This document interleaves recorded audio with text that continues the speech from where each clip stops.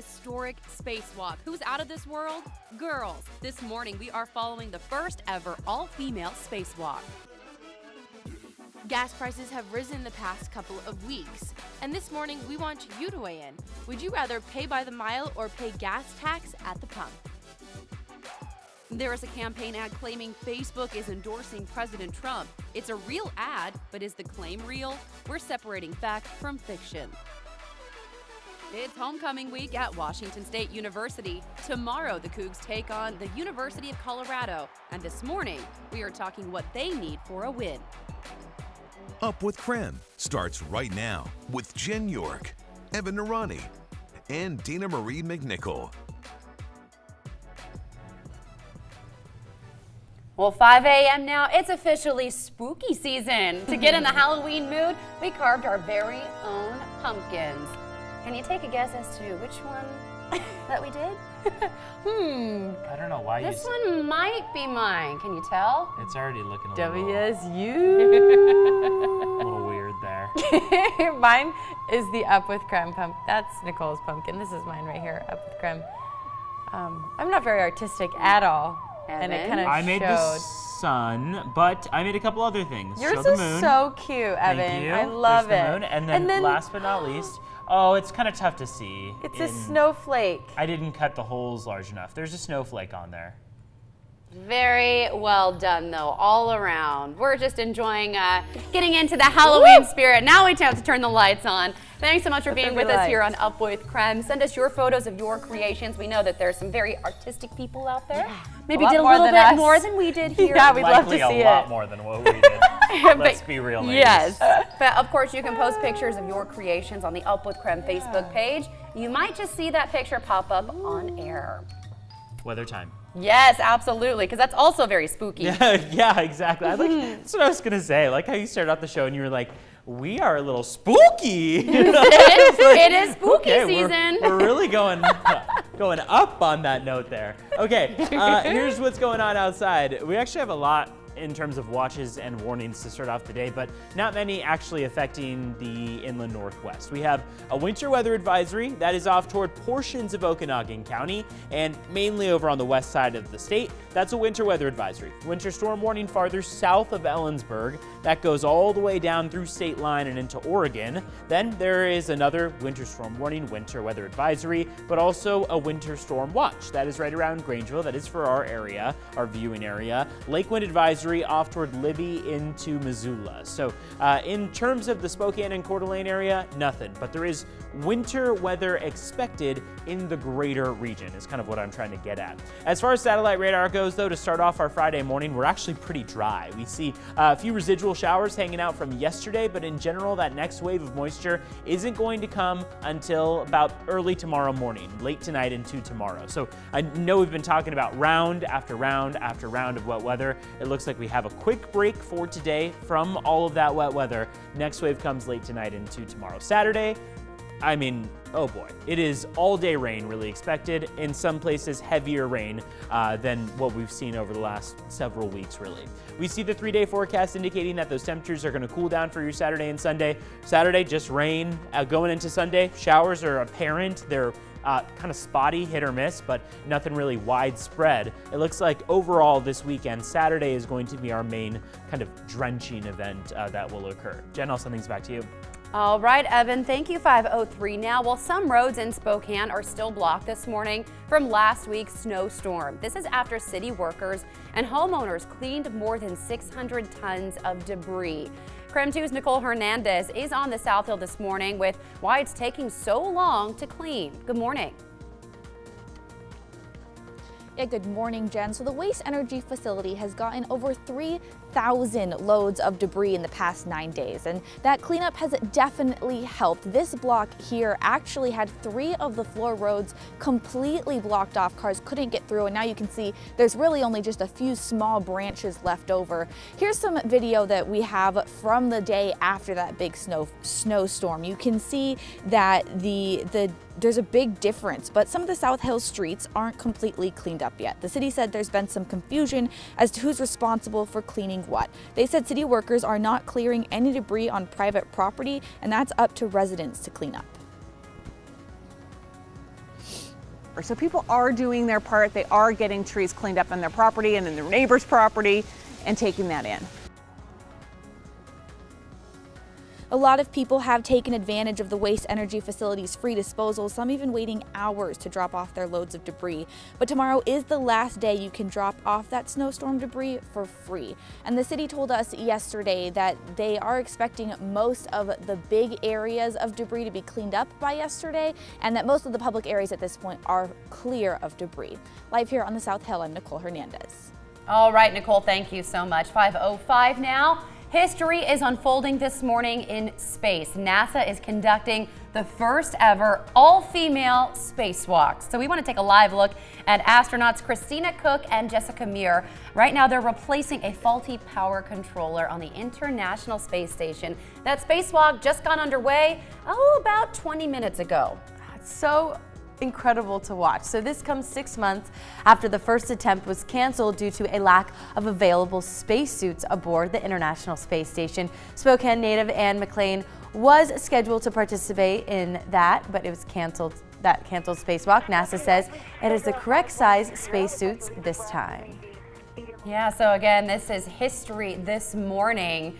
We can see some previous video. Our sister station in Maine spoke with astronaut Jessica Meir after she first arrived in space just a few weeks ago.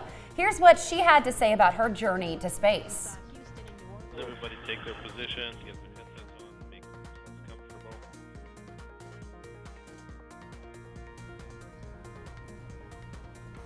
Again, we are taking a look at some previous video of the two astronauts on the all-female spacewalk this morning.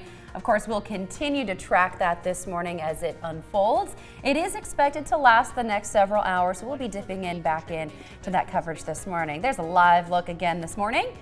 Yeah, so a little fun fact. So they're the 13th and 14th women to ever have a spacewalk. So there's only been 12 women to do a spacewalk ever in NASA. So I think it's just an awesome conversation and a way to inspire young women, especially watching this morning, to just get out there. You can be an astronaut. You can be the one in space exploring and creating innovation. And you can tell right now they're doing this in the dark. They just have headlamps there. But the next time we check in with them, it very well could be daylight. They see the sunrise and sunset, I think it's more than 24 times a day. Wow.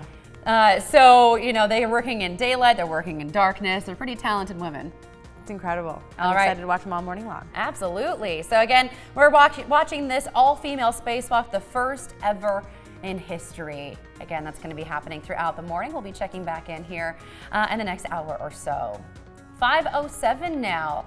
In other news this morning around the Northwest, crews are investigating a hazmat situation at Interstate 90 way station at State Line. Washington State Patrol troopers say a truck leaked an unknown substance. Now, there are no impacts to I-90 at this time, but the port is closed until further notice. 2 Idaho natives are detained in China. They are suspected of organizing a way for people to illegally cross the border. A Chinese Foreign Ministry spokesman says police arrested the man and woman a few weeks ago. The two are linked to an Idaho-based organization called China Horizons. It's an English teaching program. If found guilty, their charges carry a minimum sentence of 2 years. They're pretty annoying because I'm always picking them out of my hair. Well, you might have noticed little white bugs in the air across the inland Northwest. They are harmless but pesky. Experts say it's a type of aphid. A local expert says the amount of ash and lilac trees in our area make this an attractive place to be. They say right now they're looking for a new home and looking for love. A chocolate store is back in business this morning after a fire in Sandpoint. The fire last year destroyed several businesses. The Chocolate Bear has a new home in Spokane Valley, and despite the fire, the owner has not lost hope. We're hoping someday to go back there, when we find the right location that's good for our business plan, we want to go back there. Well, they were unable to rebuild in Sandpoint due to the wait time. The owner also has a location at Spokane's Flour Mill. Well, that's your morning rush. More news in less time. Let us know what's happening in your neighborhood by using the hashtag #UpWithKREM. Well, an ad shows Facebook founder Mark Zuckerberg endorsed Donald Trump for re-election. It's a political ad spreading across social media feeds. And our Verify team examines the controversy behind ads popping up on Facebook. This is a story about 2 false ads and why they're still running on Facebook. Breaking news, Mark Zuckerberg and Facebook just endorsed Donald Trump for re-election. This is a real Facebook ad from Democratic presidential candidate Elizabeth Warren, but the claim isn't true. The ad even tells you it's false. So why is it still on Facebook? The debate over misleading ads on Facebook started October 6th. That's a false claim about Biden that we have looked into before. When the Trump campaign posted this ad on Facebook, Biden's campaign tried to have it removed. They sent this letter to Facebook, citing Facebook's own policy that they will remove or demote ads with, quote, previously debunked content. But Facebook didn't remove the ad, and candidates like Elizabeth Warren got involved. She called out Facebook for allowing the ad to run, and Facebook responded. They defended themselves by comparing their platform to broadcast TV stations. According to them, FCC rules require TV stations run any political ads to avoid companies censoring candidates' speech. Quote, we agree. It's better to let voters, not companies, decide. That tweet is what led us here today, because Warren decided to use it against Facebook.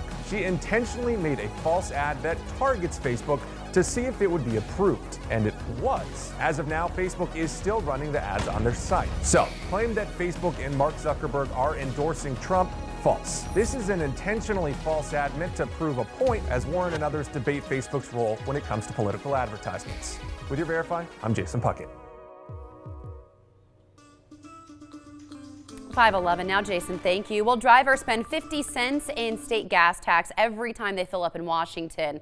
But would you be willing to save at the pump and instead pay for each mile you drive, say, using a phone app? KREM 2's Dana Marie McNichol is in the studio now with a closer look at the topics surrounding our question of the morning. Good morning. Good morning, Jen. Well, this morning we're asking our viewers, would you rather pay by the mile or pay gas tax at the pump? Head to the KREM 2 app to vote now and let us know what you think.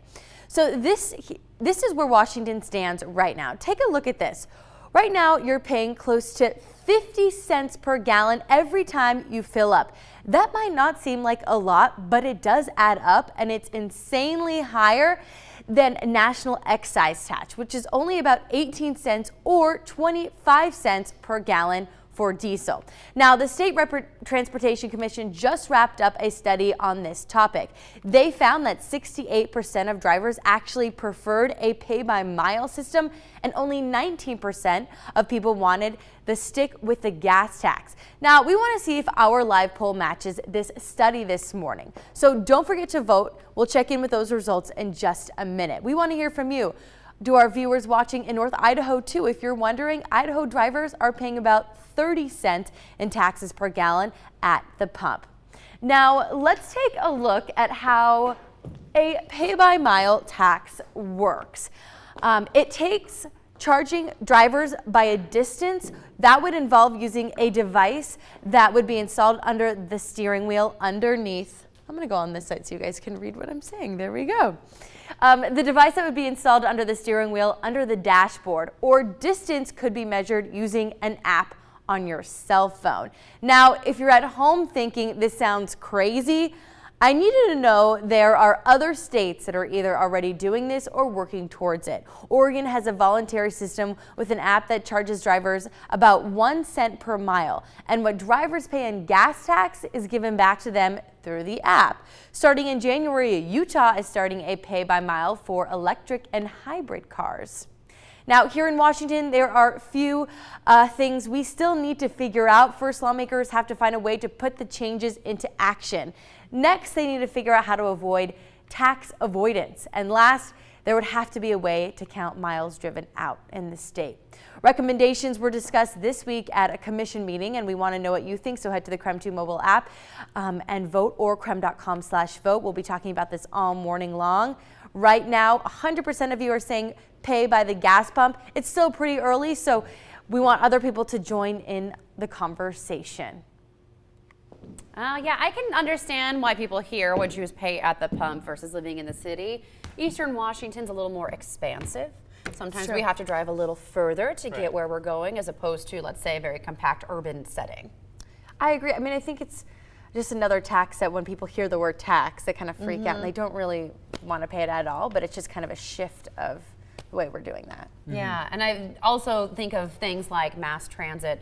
You know, of course we have the bus system here, but it's a little harder to get, you know, from town to town as, let's say, living on the west side where you can take a bus from, you know, Bellingham to Federal Way, and it's a little bit easier. So I could understand where the discrepancy would be here in Eastern Washington. You're going to pay the tax regardless, basically. Yes. So it just depends on where. There you go. All right, 5:15 now. Well, this morning we had to celebrate one of our favorite moments on the show this week. If you missed us yesterday on the CW22, you missed this serenade. Take a look. Are you going to be playing at the show? No. No. But you Yes, I am, Evan. That's what I'm doing. Why you brought the keyboard, Evan. Exactly. Evan, not the sharpest knife in the drawer. Evan, I love you more and more and more. Evan, I call him Ev. We're on the KREM. Up with KREM. Oh my goodness. I never thought it would happen. All right. We promise not to quit our day jobs as Once well. in a lifetime opportunity, really. If you want to see the whole video, head to the Up with KREM Facebook page. I am so impressed. I was at Disney on Ice yesterday watching this. We had the TV turned on in the ice arena, and we were cracking up. You were so It was funny. great. We so we much didn't fun. know. We actually had your keyboard set up over Yeah, there, that was fun. and we didn't know if he would want to play it. We just thought we'd have it there. He came and sat down with us, and we started the interview. And then he just jumped up, and I mean, the majority of the interview was over at the wall with that keyboard. So good. Yeah, he serenaded us, which Yeah. what truly magical. We- Never expected to sing along with Craig Robinson. So We were singing classics together. It was Yeah. everything. It was great. And by the way, we should mention he is in town. He's at the Spokane Comedy Club this weekend. Some of those shows already sold out. So if you're looking to wow. go to one of those shows, get on it All the quickly. early shows sold out. Yeah. The late shows, I believe, still have tickets for the Okay. 10:30 p.m. shows. And I imagine those are going to go quickly. Yes. So get on it, Spokane Comedy Club. You can check out their website for those tickets.